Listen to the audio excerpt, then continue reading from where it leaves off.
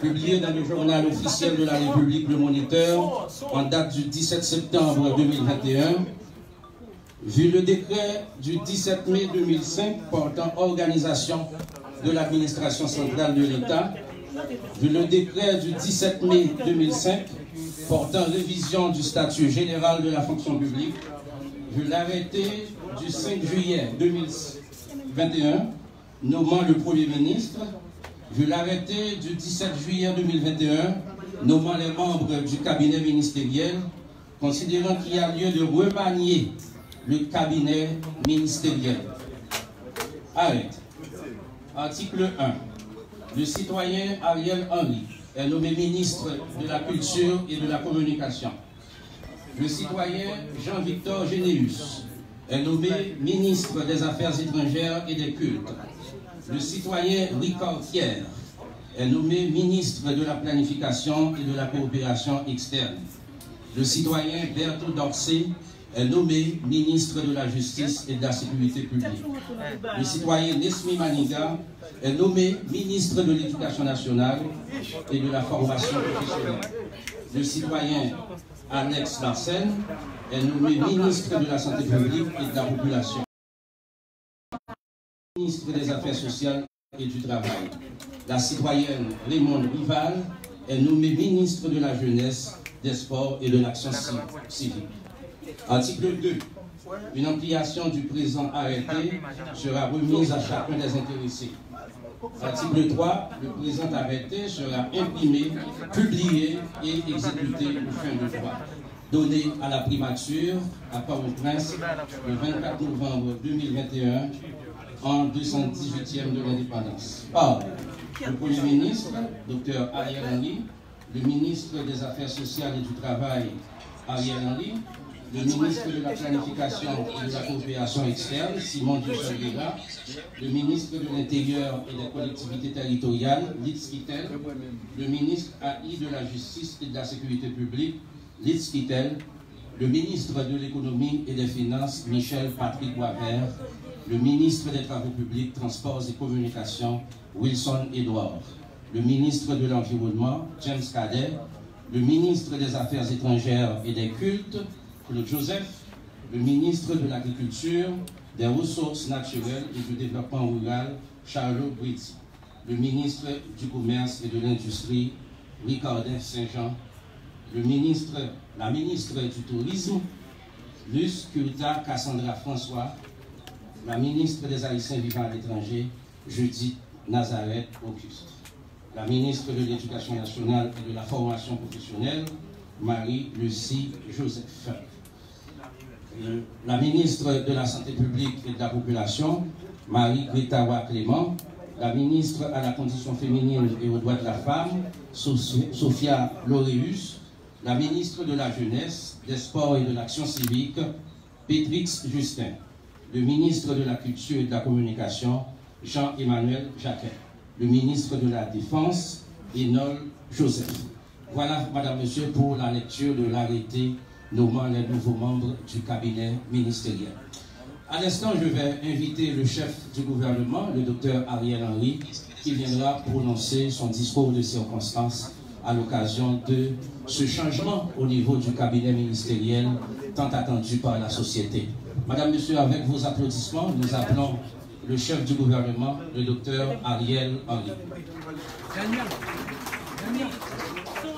Même, notre tête là pour moi. Notre tête là pour moi.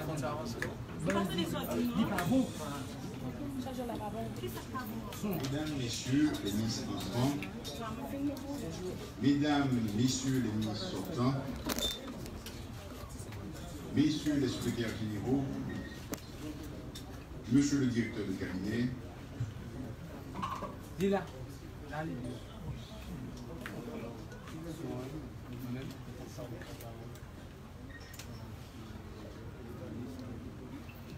Mesdames, Messieurs le corps diplomatique, Messieurs les honorables membres du Conseil supérieur du droit judiciaire, Monsieur le commandant en chef AI des Forces armées d'Haïti, Monsieur le commandant AI en chef de la police nationale, Mesdames, Messieurs les chefs de ministère, Mesdames, Messieurs les membres du cabinet du Premier ministre, Mesdames, Messieurs les hauts fonctionnaires de la fonction publique, Mesdames, Messieurs les représentants des partis politiques, Mesdames, Messieurs les représentants des organisations de la société civile, Mesdames, Messieurs de la presse parlée, télévision et en ligne, Mesdames, Messieurs, en vos rangs, grades et qualités. Chers compatriotes, distingués invités, Mesdames, Messieurs. Il y a 4 mois, en installant le gouvernement, j'avais promis de prendre mon bâton de pèlerin et d'aller voir tous les secteurs de la vie nationale en vue de construire un consensus suffisant autour d'un accord politique. J'ai tenu cette promesse. Et j'ai pris le temps de rencontrer de nombreux partis et regroupements de partis politiques, de multiples organisations de la société civile, du secteur privé des affaires, des représentants des diverses confessions religieuses, des syndicalistes, des groupes de femmes, de jeunes, de paysans et des organisations populaires. Certains ont trouvé que j'ai consacré trop de temps à cette recherche de consensus. Mais je continue de croire, aujourd'hui encore, que c'était nécessaire et que le sauvetage de notre patrie commune passait par une démarche qui soit la plus inclusive possible. Mes efforts ont été couronnés de succès avec la signature le 11 septembre dernier de l'accord politique pour une gouvernance apaisée et efficace de la période intérimaire. Ils sont des centaines d'organisations politiques et de la société civile à y avoir adhéré. Je choisis volontairement de ne pas mentionner de chiffres précis parce que je ne suis pas dans une compétition avec quiconque. Je souligne seulement que cet accord n'est pas une entente entre copains, mais le résultat d'un compromis entre des compatriotes qui hier encore se combattaient et qui ont compris que le salut de notre pays exigeait d'eux beaucoup d'abnégation et un réel dépassement de leurs intérêts de groupe. À tous les signataires de l'accord, dont seulement quelques représentants ont été conviés à cette cérémonie à cause du manque de place, je veux adresser mes chaleureux remerciements. La nation nous regarde et prend note de notre sens élevé du bien commun et de votre capacité à faire taire vos querelles diverses et à accorder la priorité au sauvetage de notre pays menacé. Elle vous sera éternellement reconnaissante. Après la publication de l'accord du journal officiel Le Moniteur le 17 septembre 2021, j'ai pris plusieurs semaines pour continuer dans la dynamique de rassemblement et dans la recherche de plus d'unité entre Haïtiens. J'ai poursuivi la politique de la main tendue.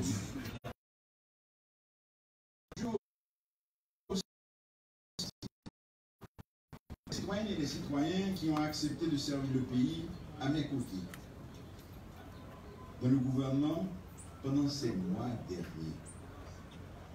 Nous avons affronté ensemble bien des difficultés et nous les avons surmontées avec succès. Mesdames, Messieurs, je vous sais gré de votre collaboration désintéressée et je vous souhaite de garder les mêmes bonnes dispositions à servir notre pays qui aura certainement besoin de vos compétences dans d'autres domaines. Avec l'installation d'un nouveau gouvernement, nous abordons une nouvelle étape décisive de la période intérimaire. Je n'apprends rien à personne en disant que l'une des tâches principales de ce gouvernement est de créer un environnement sûr et stable, propice à l'organisation des consultations populaires, pour l'adoption d'une nouvelle constitution et le choix de nouveaux élus qui auront à gérer notre pays tant au niveau national qu'au niveau local. C'est un challenge ambitieux et difficile. Compte tenu du climat d'insécurité que nous certains ont choisi de faire régner dans les divers coins de notre territoire. Qui dit nouvelle constitution suppose l'élaboration de textes consensuels, des débats publics, une grande campagne d'information et de promotion auprès de la population. Qui dit élection suppose qu'un climat sécuritaire revienne pour permettre aux partis politiques de mener campagne dans toutes les villes, dans tous les quartiers, sans crainte pour leur vie et celle de leurs militants, sans avoir à pactiser avec des membres de gangs et des hors-la-loi. Chers compatriotes, en acceptant d'assumer la fonction de chef de gouvernement, je vous avais promis de parler vrai, sans langue de bois. Je crois que le peuple haïtien est assez mûr politiquement et assez mature pour entendre certaines vérités et pour comprendre les choix difficiles que nous devons faire. Je dois dire à vous tous, et particulièrement à celles et ceux qui ont eu le courage de prendre leurs responsabilités de citoyens en acceptant d'entrer au gouvernement à ce moment de notre histoire, notre pays connaît une situation difficile. En disant cela, je ne veux paniquer personne.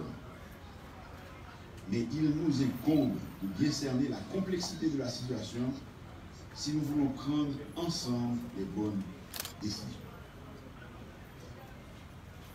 Sur le plan sécuritaire, nous faisons le maximum avec les moyens dont nous disposons pour restaurer l'autorité de l'État et mettre hors d'état de nuire ceux qui veulent maintenir le chaos et empêcher la normalisation de la situation. La police d'Haïti, soutenue par les forces armées d'Haïti, a commencé à resserrer les taux autour de certaines zones du monde. Cette stratégie va se poursuivre et s'intensifier au fur et à mesure que nous recevrons des équipements et des moyens appropriés. Une fois de plus, je dis à ces jeunes gens déboussolés qui se sont laissés séduire par la violence armée qu'ils doivent déposer leurs armes, sinon, tôt ou tard, ils seront neutralisés et finiront en prison où ils risquent de perdre la vie s'ils résistent aux forces de l'ordre. Parce que pour construire cette nouvelle Haïti dont nous rêvons, force doit rester à la loi. Comment pouvons-nous espérer un retour à un fonctionnement normal de nos institutions dans une ambiance d'insécurité généralisée? Comment rétablir la sérénité et le calme indispensables pour l'organisation des consultations populaires?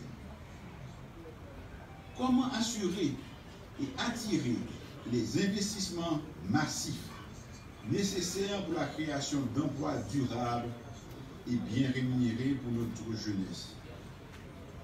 Comment pouvons-nous exploiter notre potentiel touristique considérable? S'il y a une question sur laquelle nous pouvons trouver un consensus national, c'est bien sur la nécessité de rétablir l'ordre et la sécurité. J'invite donc tous les secteurs, y compris ceux de nos compatriotes qui n'ont pas adhéré à l'accord du 11 septembre 2021, à faire un faisceau autour du gouvernement pour nous frapper ensemble insécurité qu'est l'ennemi Haïti quitté pour nous. Depuis nous parler de sécurité, de lutte contre la corruption, de restauration de l'autorité de l'État, il faut que nous parlions tout de système judiciaire noir qui est malade en pire. Les juges de justice là, travail ou parle en pire, travail ou parle difficile. Et nous faire confiance pour un bon résultat. Parce que il y a un pile bagage qui dépend du résultat de cette justice. Madame est fini sous ce système de justice. sans me demander,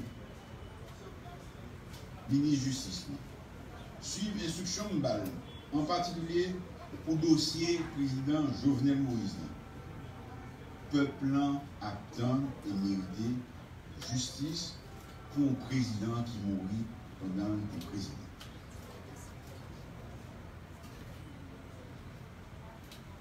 Moi, papa le bail, toute feuille de route ministérielle. Mais il y a un engagement qui prend dans l'accord sous détention climatique prolongée et sous dossier Mouniodi qui est en prison pour les affaires politiques. Je ne vais pas faire un long discours qui est trop long, mais je ne suis pas capable de parler sur la question économique avec sous affaires budget rachitique de l'État. Est-ce que nous connaissons que l'État finit l'année fiscale 2020-2021 à rouler sous jante? Est-ce que nous connaissons sur un budget qui prévoit 254 milliards de gouttes, c'est seulement 96 milliards de gouttes recettes fiscales rapportées dans la caisse de l'État. Tout reste, 97 milliards de gouttes qui dépensés, c'est l'argent qui fait un cadeau ou bien l'argent l'État obligé prêter.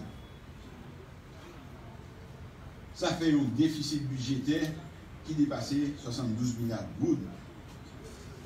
Et bien 30 milliards pour subvention de gaz là seulement. Gain économique qui dit pour l'exercice 2021-2022, subvention ça qu'à monter à 60 milliards de gouttes, il y a une autre qui dit 90 milliards. Est-ce que nous connaissons que chaque fois il y a un monde, n'importe qui, riche ou pauvre, chauffeur taxi, chauffeur tapta, chauffeur moto, chauffeur camion, chauffeur transport public, gros industriel, commerçant propriétaire, gros 4x4, chaque fois ils ont acheté un gallon de gasoline pour 201 gouttes, l'État a perdu 259 gouttes.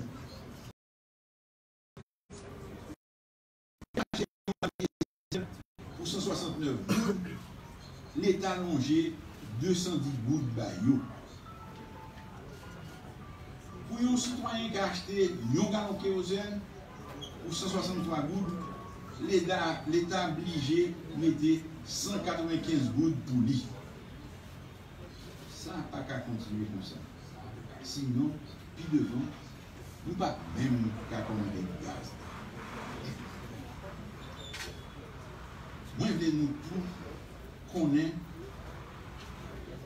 à 30 milliards de gouttes dans la subvention du gaz là, pour tout le monde, nous avons fait là en pile service. Nous avons mis plus de policiers dans la rue, à Koubaï, bon gens sécurité. Nous avons plus blindés. Nous avons employé plus de professionnels qui font l'école pour 500 000 petits monde qui ne peuvent pas aller à l'école. Nous avons construit et équipé plus de l'hôpital. Nous avons continué ici. Malgré pour nous parler sur la question ça, avec nous, avant de tête ensemble à tout le monde qui concerne. Nous prenons une décision qui a pris bon pays. Moi, je dis, je vais toute vérité, je vais vérité à Jean-Pierre. Et maman de tout ministre du gouvernement, à tout citoyen du pays, pour nous commencer à réfléchir sur quelle bonne façon pour nous gérer les bagages ça. Problème nous, dans le dialogue, à la concertation. Besoin en pile dans tout ce pays. La population a tant de services dans l'État. Il est indispensable pour l'État d'entrer plus de taxes. Et surtout pour l'État bien dépenser la bonne taxe. Haïtiens, Ces contributions nous cap aider l'État remplir le rôle comme ça doit. Moi-même, à le gouvernement, n'a pris engagement pour nous combattre la corruption et gaspillage dans l'État. Pour faire une gestion rationnelle de ces ressources nous. Tout le monde va l'obliger à ressentir. Ces comportements nous, le gouvernement, qui a pris le peuple là, confiance dans les institutions. Je vais prononcer un autre appel à toute frème action pour nous faire l'union sacrée, pour nous sortir du pays dans la crise de la traversée. Nous ne pouvons pas rentrer dans la chaise musicale sans idée dans notre pays. Ensemble, nous avons fait un miracle. Division, je répète, c'est le plus bon recette pour un échec collectif. Mesdames, Messieurs, chers compatriotes, bienvenue. Je voulais me remettre au travail pour mettre en œuvre les instances prévues dans l'accord.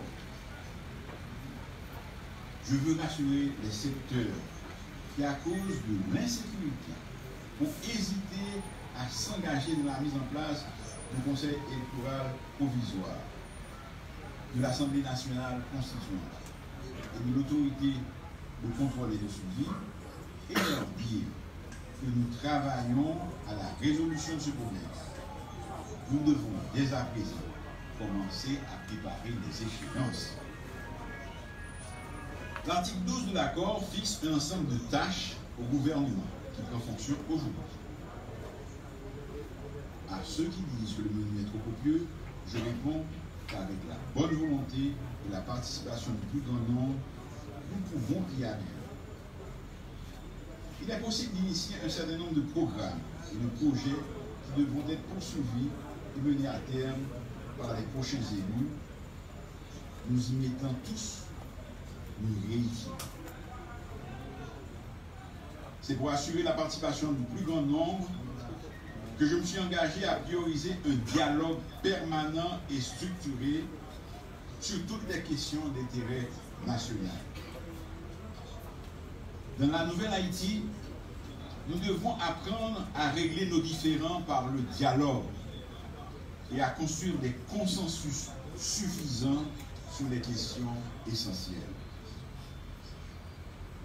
Le recours à des modes d'expression violents ne constitue pas la meilleure façon d'adresser les problèmes, ni de prendre des décisions dans l'intérêt collectif.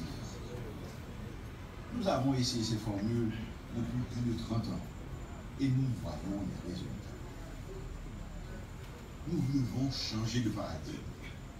Quelque chose doit changer dans notre pays, de notre façon de faire, de notre façon d'être, de notre façon de vivre ensemble, de notre façon de partager ce que nous avons.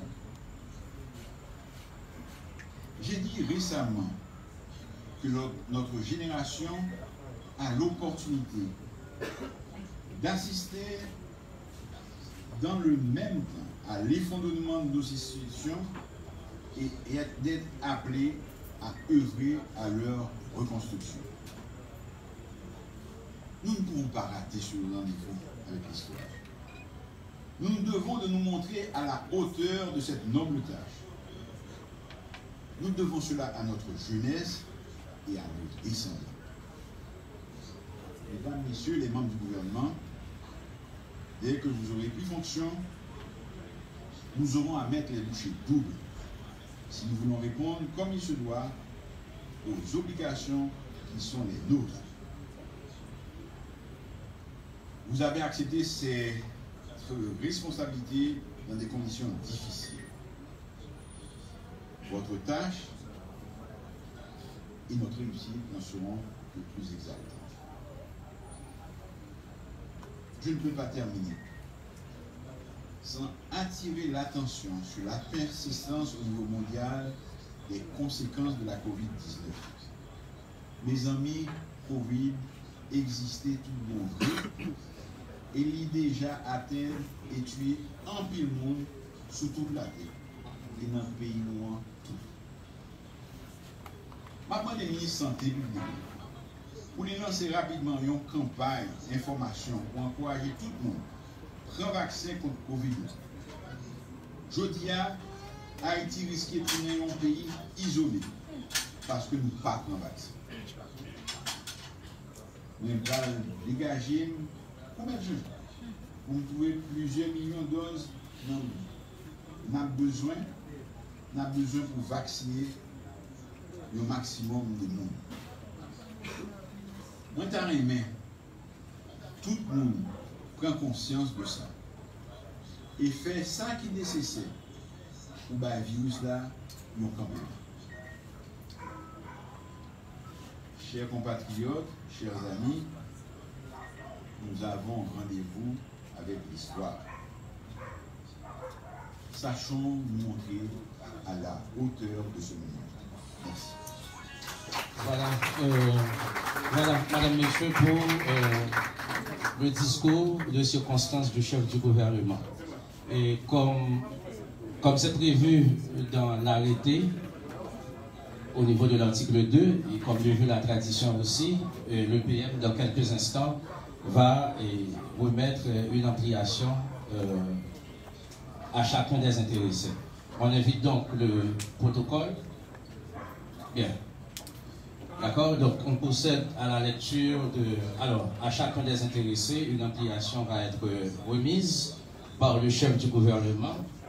Et à l'instant, on appelle le citoyen Jean-Victor Généus, le nouveau ministre des Affaires étrangères et des cultes, avec vos applaudissements. Plus vite là, plus vite là. Déplacez plus vite là.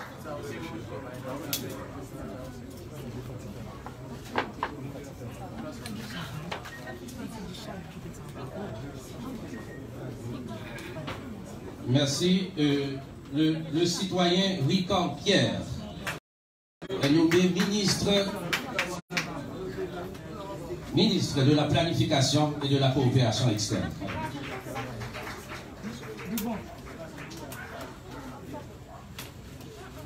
Le citoyen Béato Dorsey est nommé ministre de la Justice et de la Sécurité publique.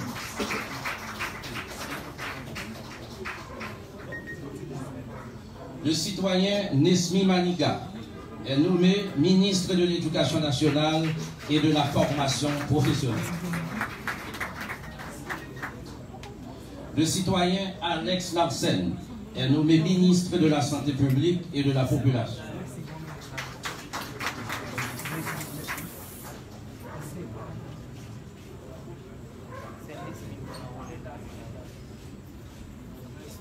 Merci. Le citoyen Rosemont Pradel est nommé ministre des Travaux publics, Transports et Communications.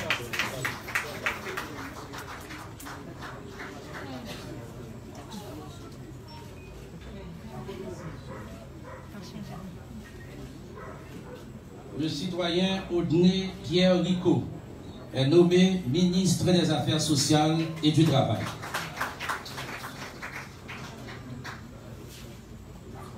La citoyenne Raymonde Rival est nommée ministre de la Jeunesse, des Sports et de l'Action.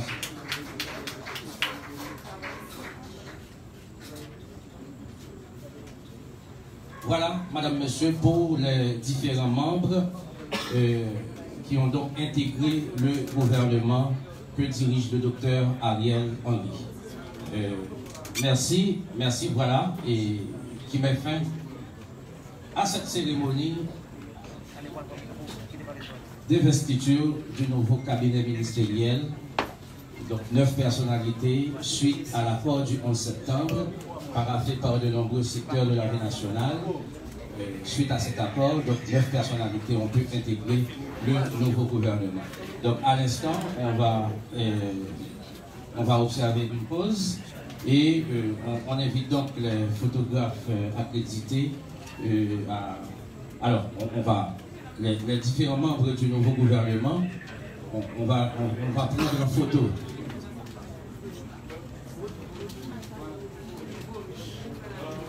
Oui, on invite le chef du gouvernement et, et tous les ministres du gouvernement pour des prises de vue à l'instant même.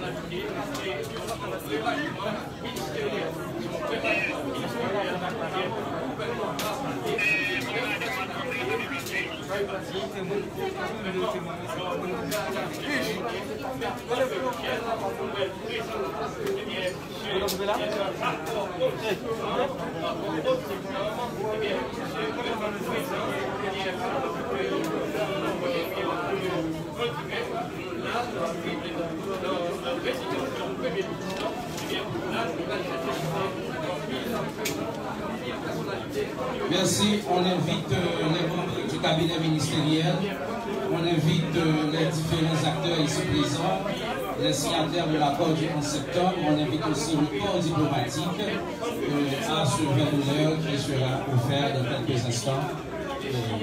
Merci à tout le monde, merci d'avoir suivi cette cérémonie.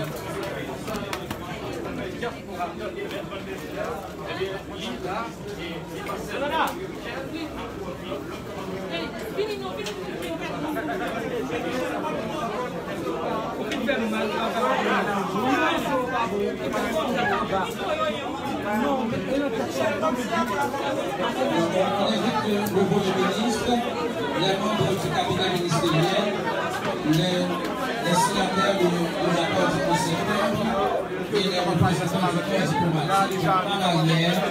Et le fait d'honneur, c'est juste en arrière. Bien. Donc ce sera une collation à l'arrière. Merci, à bientôt.